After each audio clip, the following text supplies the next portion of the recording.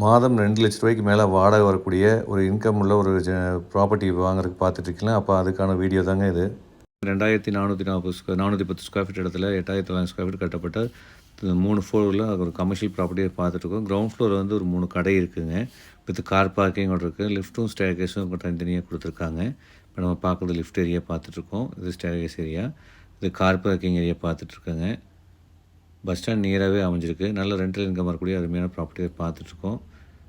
இப்போ நம்ம பார்க்குறது ஃபஸ்ட் ஃப்ளோரில் ஒரு 4 கடை அமைஞ்சிருக்குங்க. உங்களுக்கு ஸ்டேர்கேஸில் ஏறி வரைக்கும் வழி இருக்குங்க. உங்களுக்கு லிஃப்ட்டும் யூஸ் பண்ணிக்கலாம். இப்போ செகண்ட் ஃப்ளோரில் ஒரு 3 ஷாப் இருக்குது. ஒரு வீடும் இருக்குதுங்க அதில். இப்போ நம்ம பார்த்துட்ருக்குறது ஷாப். அது இப்போ வந்து வீடு பார்க்குறோம். வீட்டுக்கு தனியாக செப்பரேட்டாக லைன் இருக்குதுங்க.